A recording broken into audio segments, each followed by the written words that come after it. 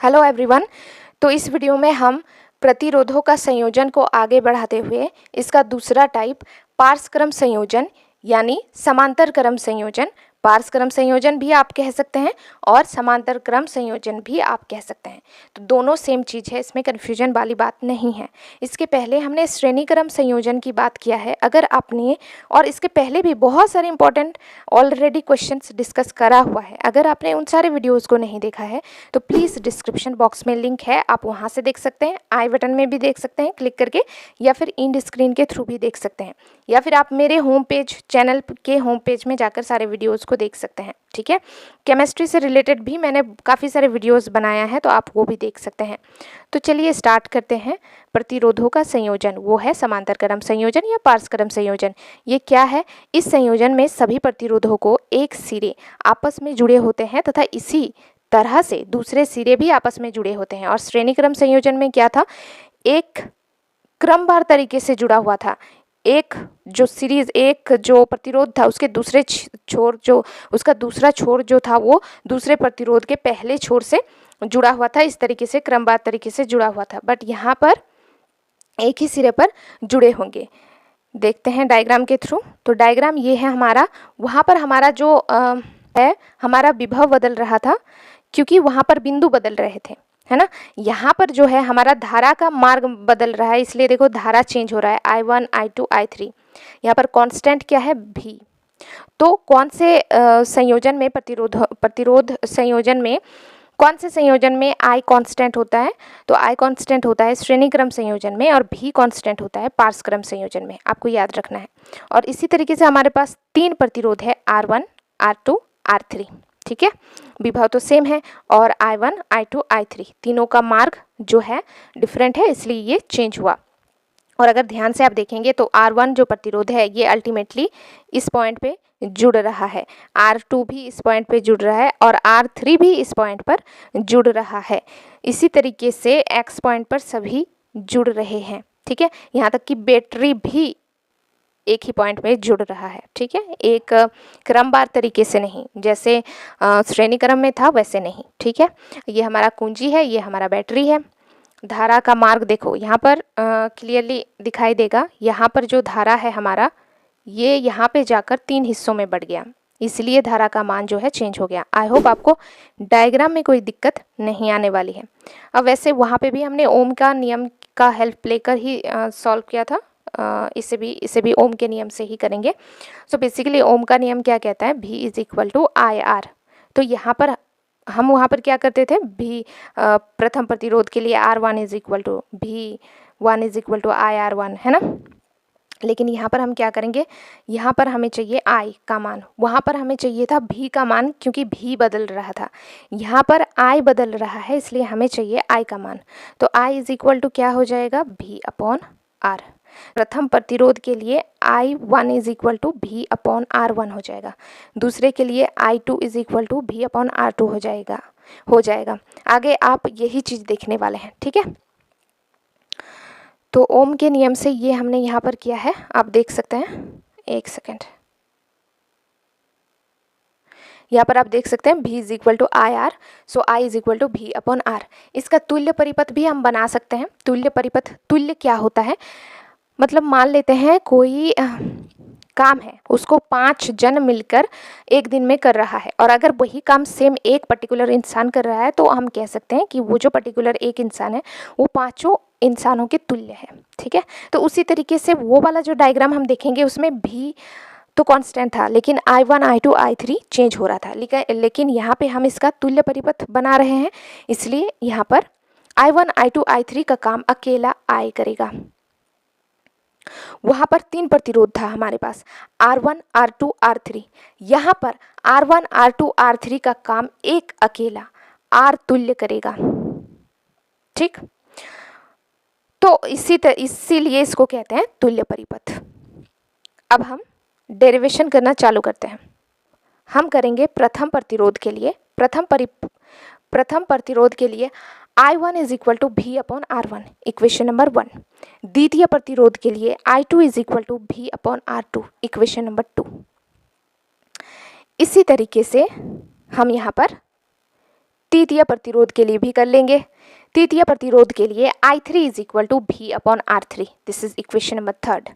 तुल्य प्रतिरोध के लिए भी निकाल लेते हैं, I is equal to V upon R, लेकिन क्या V अपॉन R तुल्य, इक्वेशन नंबर 4। ठीक है, अब ना हमें परिपथ से एक चीज पता है, श्रेणी क्रम में पता था V is equal to V1 plus V2 plus V3, change हो रहा था, है ना। पार्स क्रम में परिपथ से हमें पता है I is equal to ultimately I1 plus I2 plus I3। अब समीकरण एक में हम क्या करेंगे पता है, इन सारे I1, I2, I3 का वैल्यू पुट कर देंगे इस वाले इक्वेशन में। तो चलो करते हैं, हम लिखेंगे समीकरण 1, 2, 3 और 4 से I is equal to I1 plus I2 plus I3। अब हम यहाँ पर क्या करेंगे, इनके वैल्यूज़ को जरा पुट कर देंगे। सो I1 का वैल्यू क्या है, V अपॉन R1, I2 का value V upon R2, I3 का वैल्यू V अपॉन R3, और I इज इक्वल टू क्या, V बटे R तुल्य। अब यहाँ पर अगर हम देखें, तीनों में V है और यहाँ पे भी V है, तो इन तीनों में से V को हम कॉमन ले सकते हैं। तो नेक्स्ट स्टेप में हम क्या लिखेंगे, नेक्स्ट स्टेप में हम लिखेंगे V अपॉन R तुल्य इज इक्वल टू, यहाँ से हमने V कॉमन ले लिया, तो इसके ब्रैकेट के अंदर क्या बचेगा, 1 upon R1 plus 1 upon R2 plus 1 upon R3, right.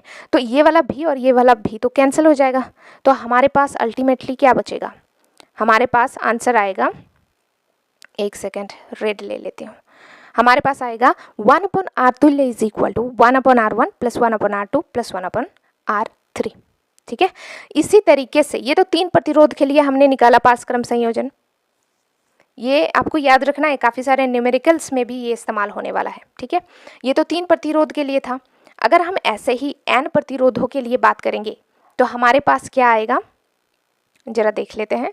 अगर हम n प्रतिरोधों की बात करें तो n प्रतिरोधों के पारस्परिक संयोजन हेतु 1 अपॉन R तुल्य is equal to 1 upon R1 plus 1 upon R2 plus 1 upon R3 dot dot dot 1 upon Rn तक।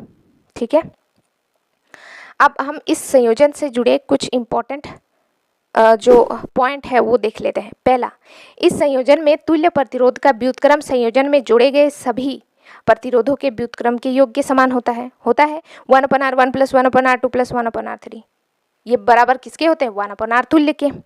दूसरा, वही कहा ना, इस संयोजन में तुल्य प्रतिरोध जो है, तुल्य प्रतिरोध का व्युत्क्रम क्या होगा, 1 अपॉन R तुल्य।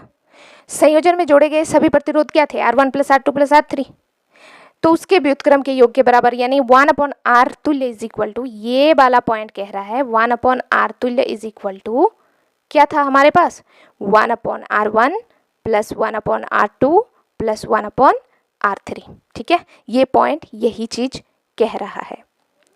अब दूसरा पॉइंट देख लेते हैं। दूसरा पॉइंट है, प्रत्येक प्रतिरोध के सिरों पर विभवांतर समान रहता है। विभवांतर यहाँ पर समान क्यों है, क्योंकि बिंदु नहीं बदल रहा ना। यहाँ पर देखो बिंदु कहाँ बदल रहा है, डायग्राम पे वापस चलते हैं। बिंदु तो सेम है हमारा x और y, और श्रेणी क्रम संयोजन में बिंदु बदल रहा था। और मैंने वहाँ पर दो आपको ट्रिक भी बताया था कि आपको याद रखना है कि जब मार्ग बदलता है, यानी रास्ता जब बदल जाता है तो धारा का मान बदलता है, और जब बिंदु बदलता है तो विभव का मान बदलता है। तो यहाँ पर बिंदु कहाँ बदल रहा है, यहाँ पर तो एक्स वाई पे ही सब जुड़ रहा है, तो भी तो हमारा कांस्टेंट होगा। लेकिन अगर हम ध्यान से देखें, यहाँ पर धारा जा रहा है और इसमें 3 भागों में बट गया, 3 रास्ते में बट गया, 3 मार्ग में बट गया, तो ये I का वैल्यू भी चेंज हो जाएगा I1, I2, I3 में। ठीक है, तो यही चीज जो है सेकेंड पॉइंट कह रहा है कि यहाँ पर जो है हमारा विभवांतर कांस्टेंट होता है। अब जरा हम बात कर लेते हैं तीसरे वाले पॉइंट की। तीसरा वाला पॉइंट क्या है, देखो, इस संयोजन में तुल्य प्रतिरोध का जो मान होता है वो संयोजन में जोड़े गए निम्नतम प्रतिरोध से भी कम होता है। मान लेते हैं, इसको एक एग्जाम्पल के थ्रू समझने की कोशिश करते हैं। हमारे पास 3 प्रतिरोध है, 1 ओम, 2 ओम, 3 ओम। 1 अपॉन R तुल्य करेंगे 1 upon R1 plus 1 upon R2 plus 1 upon R3।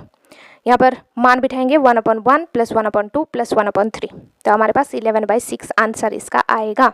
यहाँ पर ना स्टूडेंट्स बड़ी गलती करते हैं, वो 1 अपॉन R तुल्य इक्वल टू 11/6 करके छोड़ देते हैं। ये तो 1 अपॉन R तुल्य बराबर 11/6 आया ना, हमें क्या चाहिए, हमें चाहिए R तुल्य। तो R तुल्य इक्वल टू क्या हो जाएगा, इसको पलटना पड़ेगा। 11/6 है तो इसको क्या करेंगे 6/11, ये आर तुल्य बराबर होता है। प्लीज़ इसको आप ध्यान जरूर रखिएगा, नहीं तो बहुत बड़ी मिस्टेक हो जाएगी। ठीक है, तो यहाँ पे आर तुल्य का वैल्यू कितना आया 6/11। इसको अगर हम डिवाइड करें तो अप्रॉक्सीमेटली हमारे पास 0.5 आंसर आएगा। ये वाला साइन है ना, इसको कहते हैं अप्रॉक्सीमेटली यानी लगभग। तो यहाँ पर हमारे पास वैल्यू निकल कर आ गया है 0.5। अब यहाँ पर अगर हम देखें इन प्रतिरोध में से सबसे कम कौन सा है, 1 है ना, 1 है सबसे कम। तो सबसे कम हमारा इन तीनों में से 1 है, और इसका आंसर जब हम सॉल्व कर रहे हैं वो 0.5 आ रहा है, यानी 1 से भी छोटा। तो यही चीज़ कह रहा है कि उस पर्टिकुलर सर्किट में जितने प्रतिरोध है उन प्रतिरोधों में से जो सबसे कम प्रतिरोध होगा उससे भी कम आएगा आर तुल्य का मान। तो यहाँ से ये प्रूफ हो जाता है। आई होप आपको समझ में आया होगा। प्रतिरोध के सारे संयोजन खत्म कर चुके हैं, अब हम बात करेंगे सेलों के संयोजन की। So if you like then please like share and subscribe to this channel. Thank you for watching this video.